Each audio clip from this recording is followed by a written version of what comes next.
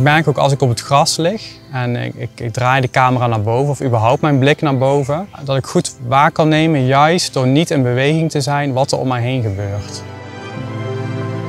Nou, wat je ziet op het Dominicanenplein, je ziet er eigenlijk tegenwoordig niet meer veel van terug, maar daar heeft natuurlijk vroeger een kloostertuin gelegen. Het was onderdeel van een heel groot complex. Het plein zelf was een bloementuin.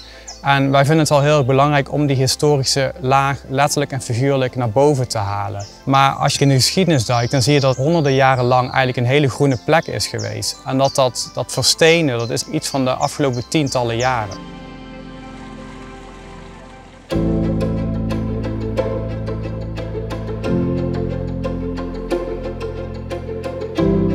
Nu is het Dominicanerplein in Venlo eigenlijk bijna een doorsteekruimte. Er wordt ook vaker auto's parkeerd. Mensen gaan van de ene hoek naar de andere.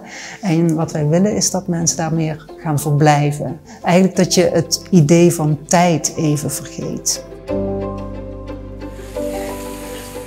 Je kunt ook het hoofd naar die kant toe, dat we naar elkaar toe liggen. Misschien ook mooi. Wij willen heel graag eigenlijk die bewustwording of de ervaring van groen, hoe dat op je inwerkt, dat willen we naar voren brengen. Dat de mens daaronder realiseert hoe belangrijk dat is.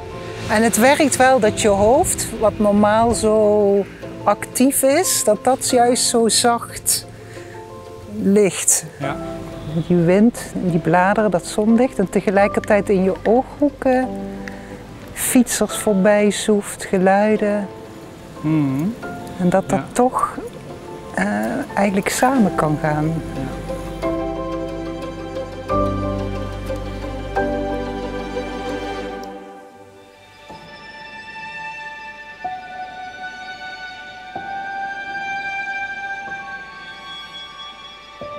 Kijk, het is niet moeilijk om op deze plek de schoonheid te zien en om op deze plek tot stilstand te komen. Ik denk de uitdaging is juist op een plek in een hele stedelijke context waar het dus druk is, waar van alles gebeurt, om daar juist een moment van rust te creëren. Dat is de uitdaging die wij zoeken. Er is behoefte aan duurzaamheid, er is behoefte aan het vinden van oplossingen voor klimaatvraagstukken.